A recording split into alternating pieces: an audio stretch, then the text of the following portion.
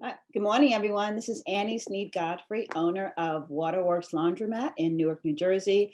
And I am happy to be on S.T.A.R.V.E Talk this morning with J Haleem. So I'm happy to be here. And Jay, thank you so much for inviting me to speak with your audience. I'm in the studio with J Haleem. I'm in the studio with J Haleem. I am in the studio with J Haleem. I am in the studio with J Haleem. I'm in the studio with J Haleem. You are now in the studio with J Haleem.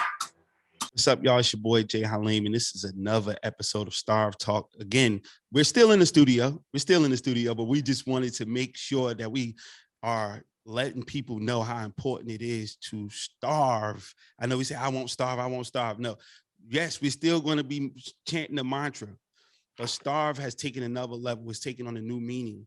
And you have to stand tall and reclaim victory every day. And I truly believe that there's not enough people talking about that. There's not enough people trying to find the individuals who are winning in their own right. You know, winning takes on its own, thought process. When we're trying to look at social media and see somebody else with their boat and their yacht, and we think that they're winning. If you got up today, you was able to feed your children, and you were continuously feeding your children, you didn't have to ask nobody for anything, you're winning. You're standing tall every day, reclaiming victory, and it's going to get better. You might be looking at somebody else's 100th page of their book, and you're just on the first page. We got to stop doing that. So my thing is, I want to give you your flowers during, not after you've done something, not before, but during. Because when you see somebody running a marathon, people start throwing water, giving them things to get through it, not just to sit there and wait till they get through, and then you decide if you're going to clap. We're the people that's cheering you on during the fact. And that's what S.T.A.R.V.E Talk is about. So I have this beautiful young lady that you might see on here because she's upgrading me right now. This is my hometown hero now. Listen, I know how much I feel about my hometown, Newark, New Jersey.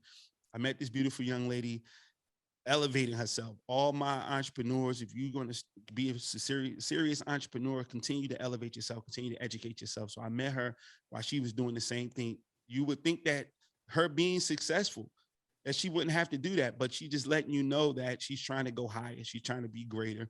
And she stood out amongst a bunch of other winners in the class, but she stood out to me because every time I got in a class with her, she motivated me. She got me excited about being there. We doing this class in the evening time. You got a whole bunch of stuff you need to be doing. You got kids. It's easy for you to tune out. But whenever she got on the microphone or got on the screen, because y'all know we're doing this COVID thing, she definitely motivated me, and I was excited to hear from her. And this is Miss Annie Sneed Godfrey. She is the owner of Waterworks, right? Waterworks Laundromat in Newark, New Jersey. And I just want to thank you so much for taking the time to come on the show today. Thank you so much for having me. I really appreciate it. And as you said, the classes were in the evening for the Founders First group, but it was awesome. And just learning from you and from the other coaches. I think the conversations to me helped significantly in terms of just thinking differently about my business. Yeah, so I appreciate it. Thank you. Y'all class was a bunch of rock stars. I'm telling you. And then the fellas, listen, y'all got to get y'all weight up because these women are knocking it out the park. They are serious about growing their businesses. It was only like a couple. I've been in like 4 classes now, and it's only it'd be like 13 women and 2 guys. Wow. So this is a consistent scenario. So it's not y'all fault. Continue doing what you're doing, but brothers catch up fast because these sisters are doing their thing and they are to be commended. So, thank you so much. As I mentioned about you and we talked off camera, you had a successful career in, human resources. And a lot of people that come to the point where they're ready to get out of their primary career, they're like, look, I don't want to do anything else. I just want to chill. I want to go on the beach, or I want to just relax. What made you decide to say, you know what, I want to take on something different? It's a great question. So my husband, Daryl, and I started Waterworks in 2007. So in actuality, the business was already up and running, 2007, but it was somewhat running itself. But as I was going through my corporate career in human resources, the opportunity presented itself where the organization was restructuring.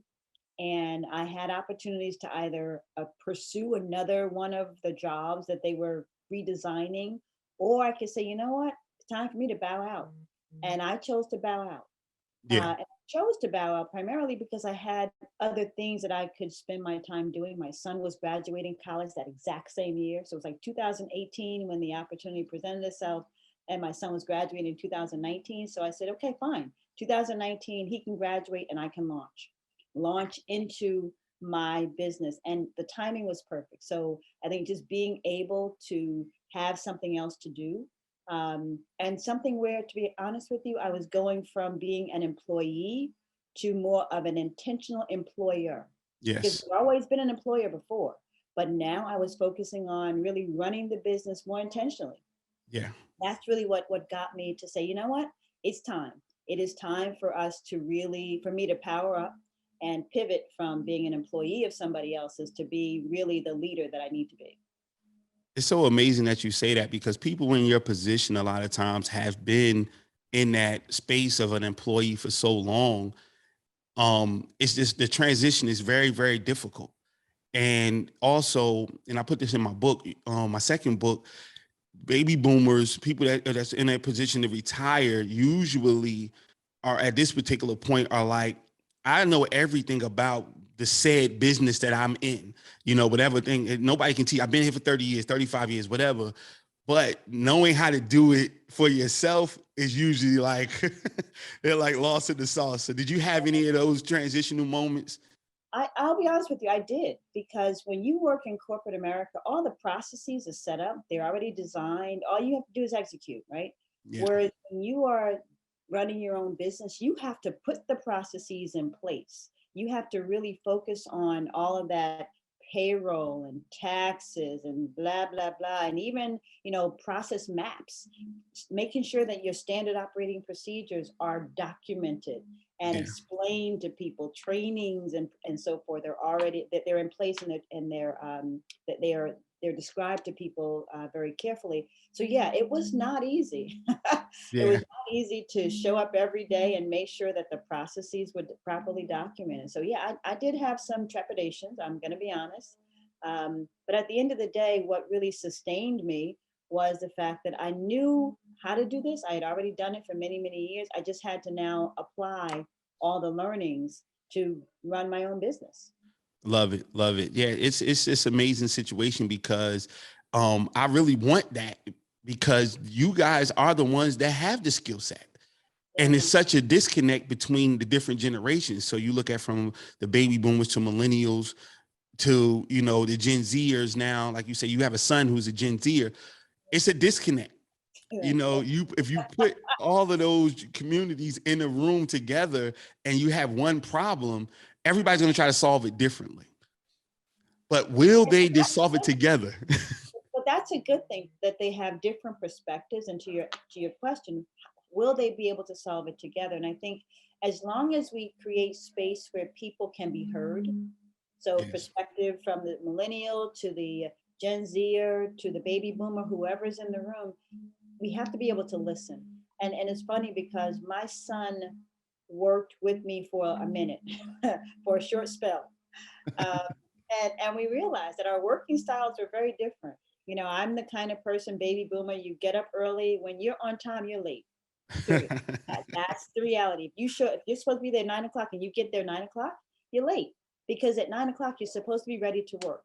So Yeah. our perspectives are different, but I think it's important that as long as we're listening to each other, whatever those perspectives are, male, female, generation to generation, listen to people, let them be heard, and then take nuggets from what they have offered to begin to figure out how to solve that problem. Because my way of solving it might not be the best way. It might be good, but it might not be the best way. But collectively, I think we can come up with something that really is more powerful than if we tried to solve it individually.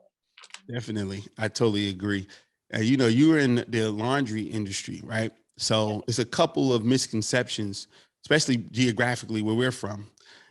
It's not to me Black people to have laundromats, especially not taking them seriously like that. Because if they are, it's probably supposed to be some type of front or something like that, you know.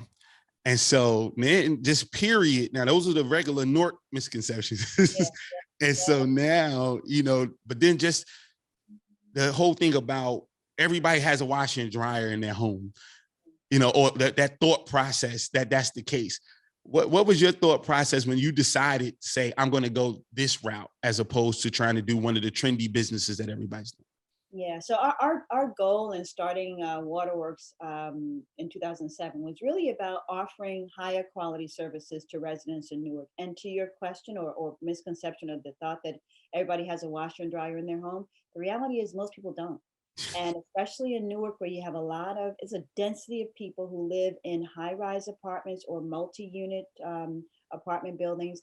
Many of them, they might have a few washers and dryers in a common laundry facility in the basement, in the bowels of the basement of the building, with nobody want to go to.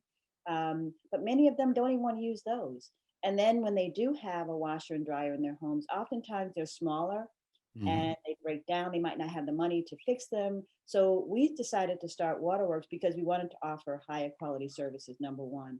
But the bigger piece to us was really being able to invest in Newark because Yes. we're from Newark and we bought the building. We put the facility there. We invested a lot of money in all the equipment.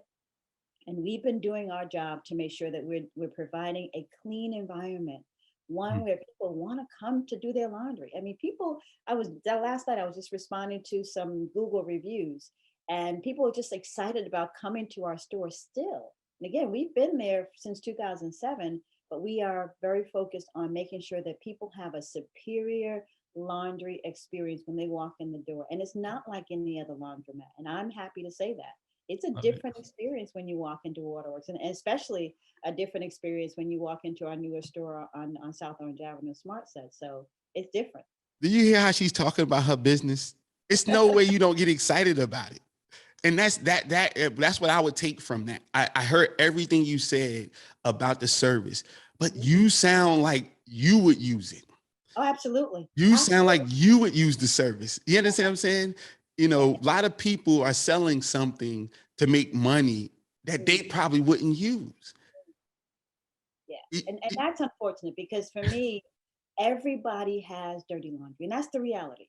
Whether you are wealthy or poor, we all wear clothes. No matter what those clothes look like, we all wear them and they get dirty after some number of uses and they have to be cleaned. So the question is, how do you clean them? If you have the facility in your home, great, do that. But there are a lot of people, right, wrong, or indifferently, who have it in their homes who don't want to be bothered with that. So they're like, you know what? If I can either take it to a laundromat and have it done faster because there are more machines available, I can do it in an hour or two versus at home, I got to go up and down, back and forth. They're okay to do that. But then the wash and fold business, oh my God, you'd be surprised how many people of varying levels of income use wash and fold. Why? Because they're buying their time back. Yeah. They're like, you know what? You guys take that. I got other things to do. I'll drop the laundry off. Or by the way, I will either call you or I'll go online and schedule my pickup. I know it's going to be picked up on a certain day and time frame. I know it's going to be delivered at a certain day and time frame, and I'm done with it. Set it and forget it. And we have a lot of customers who love the wash and fold side of the business. I'm just so proud to hear that something like that is in, I call it my neighborhood because it's right around the corner from where I went to school. So it's in the Wheatway section. And so, because if we did have something like that, it wasn't no one that looked like us. It was definitely some foreign company, foreign owners or stuff like that. You can go to Clinton Avenue, you have those things, stuff like that. But you are right there and you truly living it. You're truly living, giving back, because obviously you didn't have to do that. You did not have to do that. And so when people in the community see that you brought something like that, what is the response? People are excited. I mean, and especially when they see that it's African American owned, they're like, "Wow, you own this." It's funny. Many years ago, my husband and I would, we'd be in the store, and then somebody will, I want to speak to the owner, and we're like, "We're it," and they're like, "No, you can't be the owner." Yeah, we're the owner. What can I help you with? So people are shocked, number one, which is kind of unfortunate, but they're shocked, but they're also excited. And we've had a number of young people come in who want to do different businesses. They write a book or do whatever. and we try to feature them in our space. So we want our space to not only be a laundry facility, but we want it to be a place where people can come and get additional information. And the other piece that for us, it's about making sure that people have a way to get to us. So we offer transportation. We recognize that not everybody in our neighborhood has a car. And when we saw people coming to the laundromat with in taxis or Ubers, the cost of that, forget Yes. about it. So it's to me, to us, it's a game changer for being able to offer transportation to our customers. It's definitely a game changer. I mean, that's just wow. That's all I can say about that part right there. Is like, wow. Because again, what made me think about your business model is that it's perfect. Nobody want to say, it's hard to say perfect, but it really is. I mean, you got to go through your kinks. But any question someone can ask you, you have an answer. Meaning like location. You understand why you picked the location, right? You understand the people who you're serving, your specific customer, right? And everything's tailored to that. Yeah. It's not like whoever wants to spend money with me, I'll do it. No, it's who your customer is. And then by having a conversation, even people would know how to send someone to you. Correct. I don't live in Newark, but I have people who I can know and say, you know what, you live on Lyons Avenue and what? All right, she can get to you. You right there. You on Lyons and Bergen? All right, cool. I can get you down. There's only a few blocks. Don't go to this one. Go here because they'll come pick you up. They'll pick you up. Exactly. Like it's that situation. I mean, my aunt lives literally on Bergen and Hansberry. So, on Bergen and Hansberry, there's nothing there. There's no stores, no nothing. So she can either go on Maple or, go. I know, Auntie, go this way. Yeah. If something go wrong with your wash and dry at the house, go this way. She's older now. I got somebody who come get it for you, Auntie. That's right down Bergen Street. And you can send my cousin to go get, like, because of you being able to articulate your business like that makes it that simple. So if anybody watching this, please be able to articulate your business like this, because this is the training. This is what we need to see, not just, this is how we continue to grow. Exactly. We have to talk about it, and we have to talk about it like we love it. No, you kind of stole my thunder when you talked about the youngsters coming in there, because we always needed it. One thing I always tell my family, I started boxing when I was younger because of the Buster Douglas gym. Okay. That's right there. I don't know if it's called Buster Douglas anymore, but it was just because when Mike Tyson lost to him, I was going to Peshon and they put the gym right there. And so they will pick us up and say, hey, y'all, if y'all want to come learn, come in here. And so we finally had something to do, right?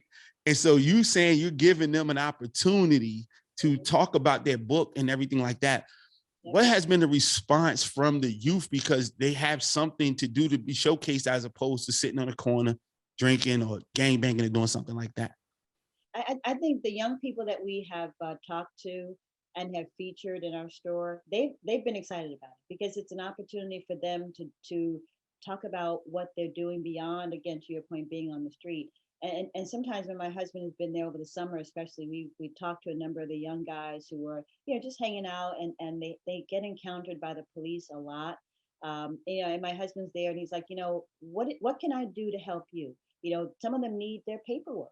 Some of them don't have their driver's licenses and they need documents, but they don't even know how to get that, or they need help being guided to get whatever it is they need. So I think for us, it's really about the young people knowing that, hey, just come and ask us a question. If you need some help, you need some guidance, we're there to answer your questions, whatever they might be. And if we can help guide you, if it's housing that you're housing insecure, if we know somebody at Newark Housing, or if we know somebody and whatever that the location might be, if we can guide you to talk to somebody, we're more than happy to do that. And it's amazing how I think the young people who have come to us, they recognize that it's not about, we're not judging.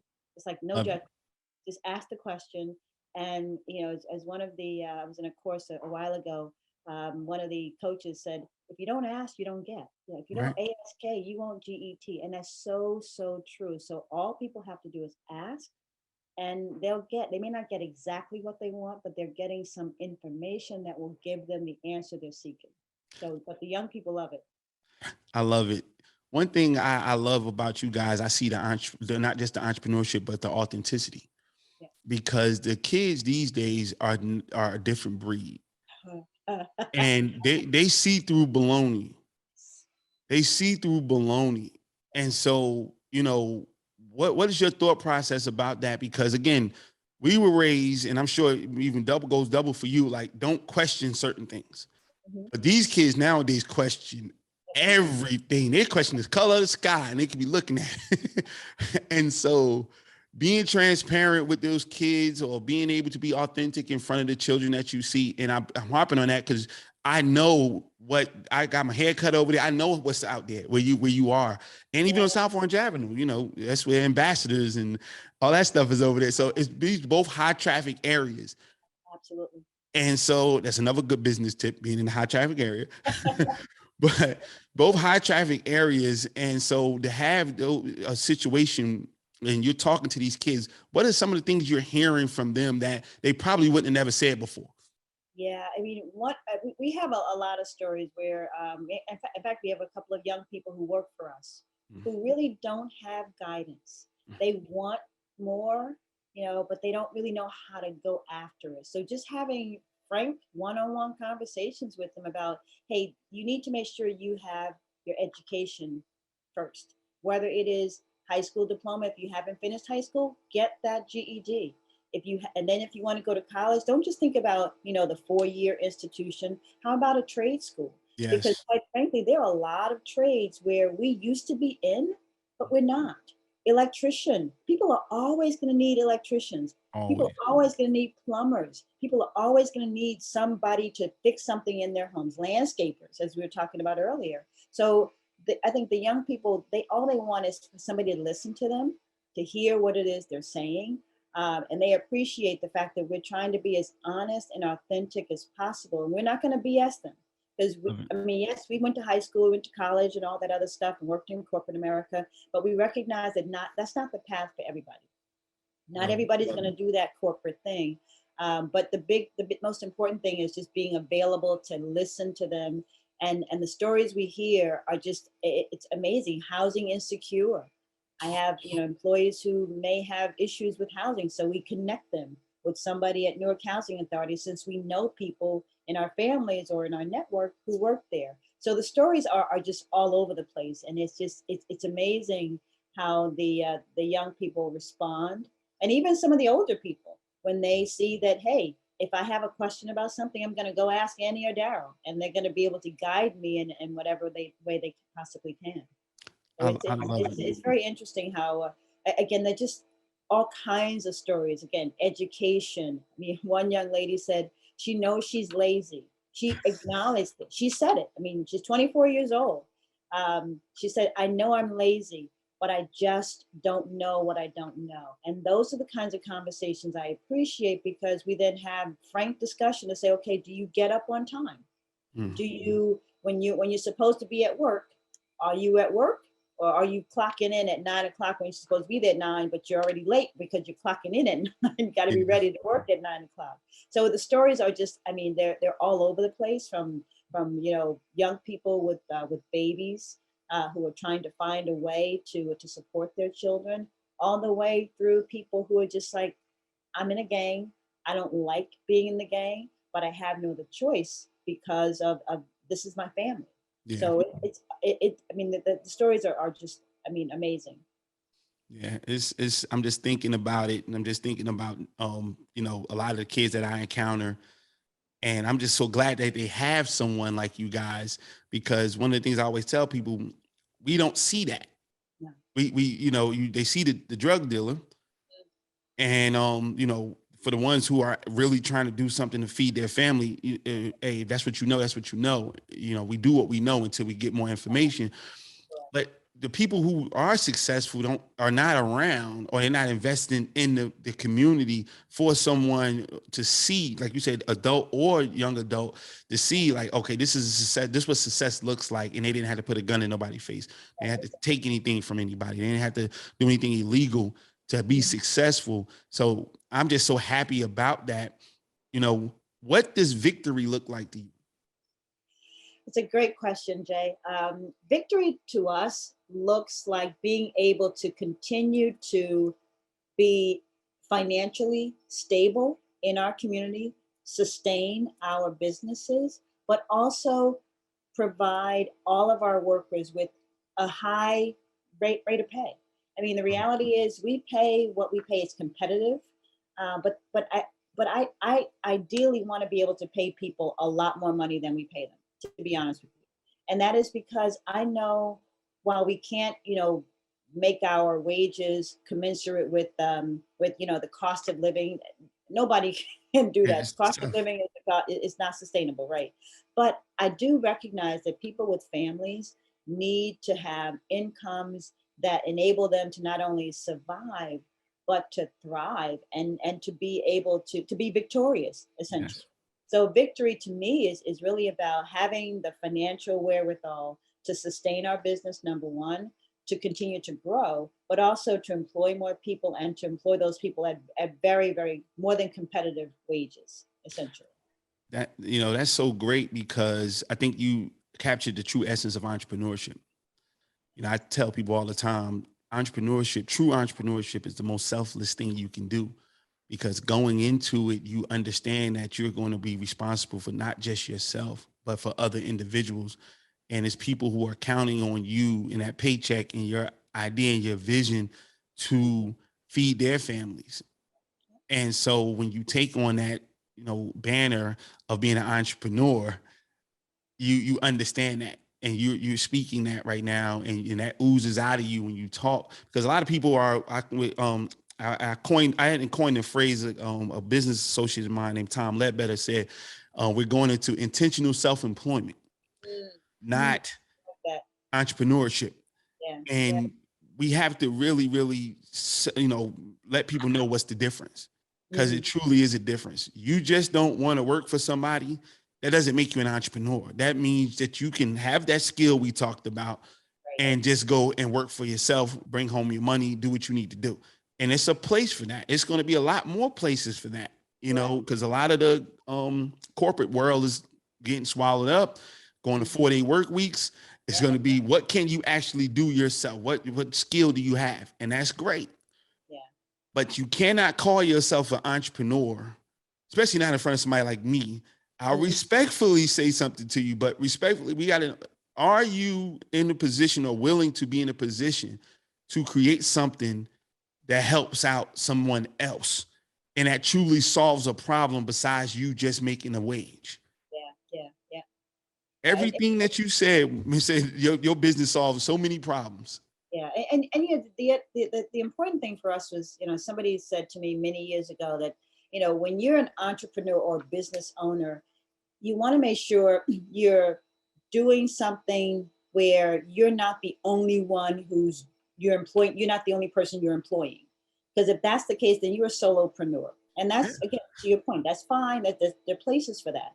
But my whole goal was what business can I do where I don't have to be there to do it. I can employ other people. And then by doing that, I can help generate some kind of income for other people who live in the community that I'm providing a service for. So that was a big goal of ours to say, okay, I don't need to be there every day to wash and fold the laundry. I'm there sometimes. I may not do that, but I'm there watching over the business. But I have other people, and those other people who work there, they are the lifeblood of our businesses. Yeah. And I mean, it's been, some of them have been with us since we opened in 2007. Wow. But it's beautiful because they know that we're there for them and they've been there for us. I love it. Understanding this thing we call entrepreneurship and then this business alone is it's not an easy thing. It's not easy at all. And nowadays, where you see this is like the fad now. I tell people back when I was in college, I went to an HBCU here in South Carolina, and I was told that I was crazy or lazy. That was you're in college, you're about to get a degree, you need to worry about this job. You can be lazy.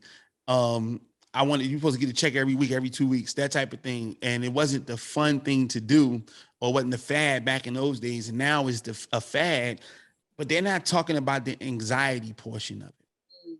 They're not talking about the people who are killing themselves.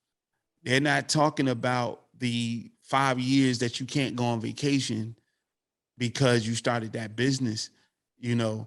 So somebody who, you know, probably working for you and they're growing and but they have an idea, you know, what and they want to move on and do something else. What advice are you giving them before they jump off the porch? It's a great question, Jay. There was an example of a young woman who recently came to us. I'm not going to share her name, but she was asking about going into business for herself. She was thinking about a cleaning business in particular, and that's somewhat of a complementary business to what we do. So we were talking to her about the whole concept, making sure you have your paperwork done. Do you have an EIN? Have you done all the state and federal paperwork to make sure you have a legitimate business? And then beyond that, what research have you done to find out whether your business is something that is going to solve a problem? What problem are you trying to solve? So it's having those frank discussions about what is you trying to solve. And then the bigger thing is, how are you going to finance it? Yeah. How do you, where are you going to get the money to start your business? So and a lot of people don't think about that. They think, okay, well, I can just get some towels and some equipment and I have a car already.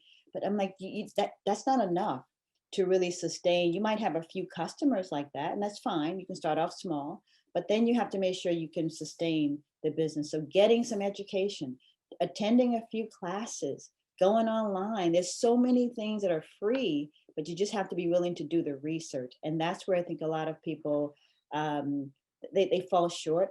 They're not willing to do the research.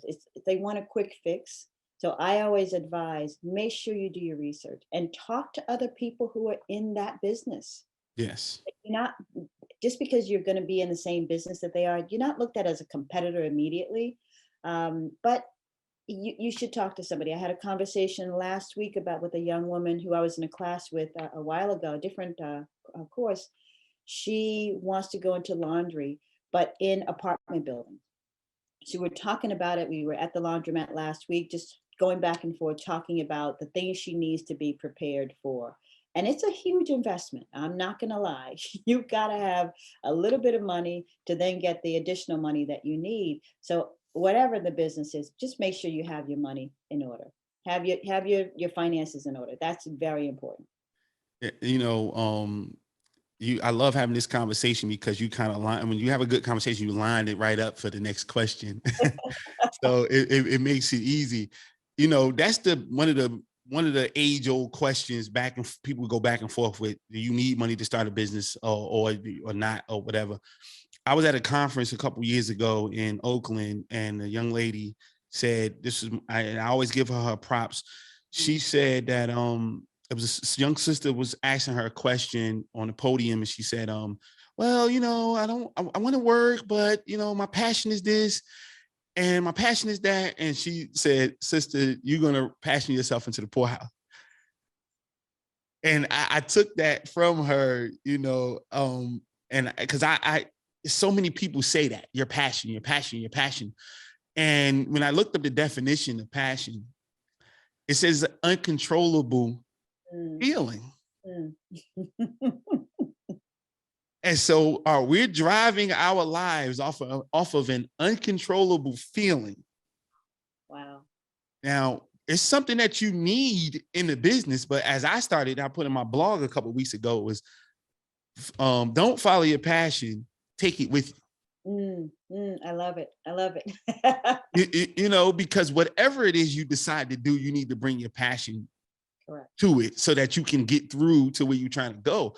But you being in a space where you had a career, how did that give you a bigger leg up going into business, having a career, doing something for so long, and then saying, okay, I'm gonna do it for myself? How did that truly help you going into a business? Well, I would say, having worked for someone else for as long as I was able to stockpile money. I was able to put things away, have some capital. Because one of the things that we often see, and I was talking to a young woman, she actually has an organization, Jill Johnson. She does EIFL, the Entrepreneurship for Women's Leadership. And she talked about how so many business owners or entrepreneurs are undercapitalized. And that is the reason why we often fail, because we don't have the money to sustain ourselves through those ups and downs, especially the down periods, because they're going to come. So I think for me, it was about being able to put money aside, have some savings, to then leverage that savings to do what we needed to do, and especially to sustain us during those periods when things weren't as good. So having some money, you got to have some money. I would say people don't think that this is as critical as it is, but having some money on the side, some savings, whatever that is, it's so important to be able to hold on to that, and because you're going to need it. That rainy day fund is going to be needed. So I think having worked for a number of years and having been able to save, that really enabled me to have some funds available to put into the business. Yeah, I'm trying to get my people, because everybody look at me, my backstory, not ever having a great job. And they're like, well, you were able to do it, so why would you tell other people to go get a job? I say, if somebody really has love for you and they want you to do better than them, Mhm. they'll tell you the easier route. They'll try to prevent you from going through the same potholes that they did, and it was a whole lot easier for me once I got my credit together, once I had some money in the bank and things of that nature. My first and second and fifth business was like starting off with under $500 and just a dream and trying to figure it out. I skipped so many steps when, I created my last two businesses when, I already have an office space. I already have equipment. I already have this saved up already. And I have, my credit score is over 650 and climbing. So, I can actually go and get some help. That changed the game. So it's levels to it. And if brother or sister who's listening, you don't have anything, it's your work ethic. You're going to have to work double the time. You're going to have to use and leverage the skill set you have. But then you have to partner with individuals. That's the quickest way for you to start and grow without having any money. But that don't mean you need to stay there. You need to be trying to find a way to get to the money as fast as possible, so that if you really want to see the business where you dreamed it to be. Correct. If you just want to make a couple dollars to feed yourself, then you don't need a quarter. If you got a good skill, somebody will pay you to wash their cars. That's fine. But if you want 5 and 6 car washes, more than likely it's not going to happen unless you have some type of money, or you've convinced somebody like a bank or some financial institution via your credit and your payment history that they're willing to, give you some money to do that. And we have to have these honest conversations, especially with our people, with anybody, but with our people, because we're getting so much information, especially the children. It's like, just go on YouTube and you'll be okay.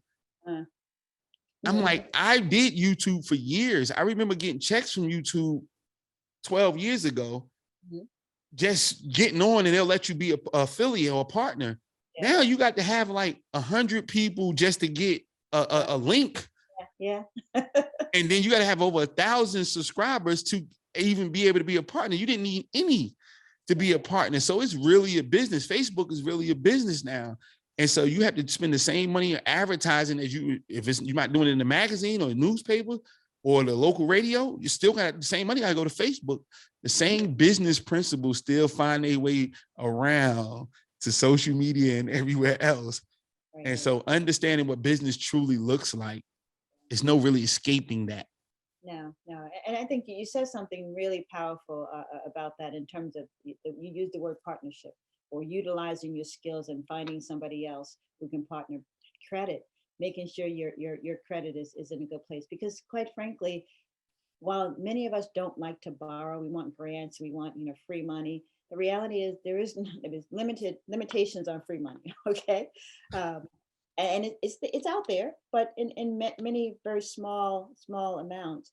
But the bigger upside is when you're able to go to a whatever kind of financial institution it is, and leverage what you have, leverage your experience, leverage the fact that you have, you've partnered with somebody who's perhaps equally or even stronger than you are. And you have this background, not just a passion, but you have some experience that you can showcase that this is how I'm going to deliver. These are the things I'm going to deliver. So I think being able to to showcase all of that and getting your financials in order. A lot of us don't want to hear that. You don't have to have a lot of money, but you have to make sure that you are financially sound. And that's the Definitely. important thing. Just be financially sound. Make sure your records are in shape, because a lot of us weren't even able to take advantage of the PPP stuff during the pandemic because our records weren't in place. Yes, And that's a huge missed opportunity that I heard with a lot of Black owned businesses. And definitely. so if we just get our stuff in order, just take the time to, if you're running a business and you have employees, make sure you have your payroll documented so you can produce the forms to get whatever. If you are anything you're doing, make sure you're filing your taxes on a regular basis Yeah. and do them properly. I've seen another thing that goes with that, that puts you, makes you susceptible to a lot of people who have been taking advantage of Yes. you. You know, I know one of my clients that I consult with lost a bunch of money because they went less than savory route to get PPP, and they came back with a vengeance to get it, Mm. and kind of wiped them out. So it's tough like that. If you get it right now, you don't have to worry about it. But we're always susceptible to these get rich quick schemes, or you know what, you don't have to do it that way. But understanding that if you do it that one time this way, it'll prevent you from doing a whole lot of other nonsense years down the line. So just get it done. One thing I like to talk about as well, and something I learned, and I want to bring it to, what's your stance on volunteering? Because a lot of times when new people come to me about a business, I always tell them, how can you serve Mm, to learn? mm, How could you serve to learn? I literally as I told you, I'm back and forth between here and Vegas. I'll be in Vegas for good soon. And immediately I joined the Artist Guild, and I'm literally on to work 8 hours at a store for free. But wow. if I want to meet people and I want to be in certain circles, I'm like, well, I'm just going to work for free. I don't need to work for them, anything like that. But that's what I chose to do. So I want other people to understand, like, if you want to learn the laundry business, why not ask, can you volunteer for you, even if it's on the days you're going to work? Listen, I know I'm going to be talking to you, but you can put me to work while you're there for 4 hours, a month, or 10 hours a month. And then Mhm. you learn. What's your stance on volunteering? I think volunteering is critical. I think we don't do enough of that, to be honest with you.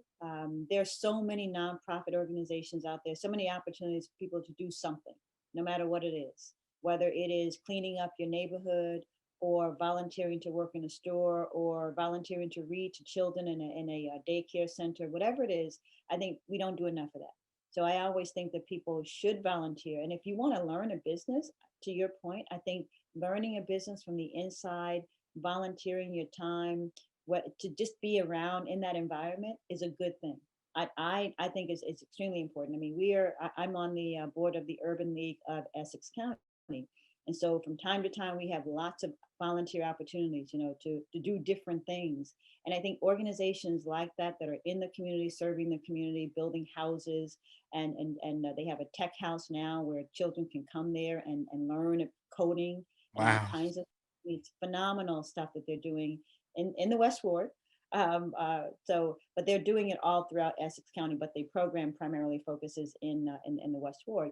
But I think the importance around volunteering to learn, that to me is powerful, because nobody can.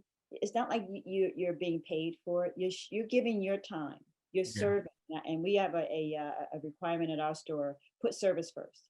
Yes. Service is the most important thing.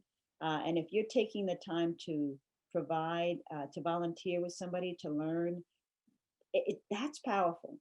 That is, I mean, I say I don't see many people doing that, but I think it's something that is definitely a highly recommended to Yes. just show up at a place and say, hey, I want to learn this business. Can you spend some time with me? Can I volunteer in your organization? I would think people would be crazy to not accept that. Yeah, I totally agree. And once I was enlightened, I said, wow, as coming where we come from, we're taught to give our lives before we give our money. or Mm. give our resources and things of that nature. And so, and I told the sister that's here, very successful sister, and she was like, wow, she was blown away because we talk about investing. And I had two other ladies here who very successful business owners. They said, Jay, you almost there. You're almost there. I said, okay, what am I missing? Said, you don't give enough. And I'm like, I know my family, the one call, I'm the one they all call. Like my cash app is ringing, like I'm giving, right? But I wasn't giving, to like other people, supporting other people. I wasn't at other people's functions. I wasn't doing that. I would do what I do, and that'll be that. And so when I started volunteering and when I started like saying, oh, okay, put me in for 500, that's fine. My business grew and it helped. And I used to see them do it all the time. Anything I was doing, I get a call. These ladies would say, hey, I want to help you. I can't be there. I'm busy, but can you send somebody by my office? I got to check. Yep. Like, really? Yeah. And, that was my pseudo mentors who they're busy. They're doing what they're doing, but they seen something in me. They saw something in me and they say, well, if you really want to take it to the next level, serve. And we might not have money when you're starting. You have the time. And that business owner you want to learn from probably don't have much time. And if you can actually buy back some time from them by serving and helping them out, making their life a little bit easier, I'm sure the trade-off of giving you a little bit of information will be minuscule on their behalf. They'll be like, here, have it, take it. Yep. And you'll get something out of the deal, not just from outside perspective, getting some knowledge from them, but you inside, it makes you feel good. It should sound like cliche stuff, but it really is a true statement. It's true. I mean, I think people, again, you can never underestimate the power of giving, the power of just volunteering, either time. If you don't have, people don't have a lot of money these days, so we're not asking people to give a whole lot of money, but time is just, I mean, people working from home more often, going into the office every few days, depending on where they work. People have time. And I think if they take that time and be a little more intentional about where they're going to direct that time, especially if you're working for somebody now and you want to pivot from being an employee to an employer at some point, find the time, find a place, find an organization to intentionally spend a little time with them, to ask questions, to get involved, to spend some time there, volunteer, whatever it might be. You'd be amazed how much that'll pay off over time. I love it. I love it. Listen, I was telling you guys, see how you get motivated listening to her? It's I just love having these type of conversations, but definitely with someone like yourself who, everybody has their problems. At the same time, you're trying to do what needs to be done, and you're doing what people say that they want to do. Oh, I want to make it and give back. I want to make it and give it to my community. But you're doing it, and I really do appreciate that. And we created, again, as we talked about, the acronym S.T.A.R.V.E, stand tall and reclaim victory every day. So I got to ask you, what does that mean to you specifically? It just means, it's, again, great question. I think for me, it's being present, showing up every single day, because when you get up every morning, you're victorious, quite frankly. And when you talk to people, when you show them what you're doing, when you honor your commitment, that's standing tall, and it's reclaiming your victory every single day. Just being intentional, being authentic, and taking advantage of the opportunities that are presented. So someone once said to me, you gotta stay ready, I think it's stay ready so that you don't have to get ready. Yep.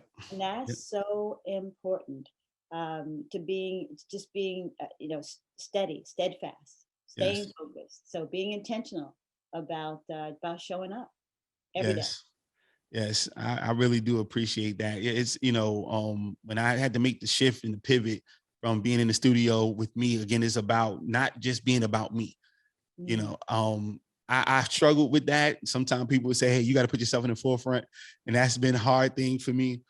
But I'm about the people. I always have been. I think that that's a good thing. Sometimes you might, some of our good qualities become things that we fall on the sword for. You might be super over loyal, and then, that might be a problem. Sometimes people say you're too nice.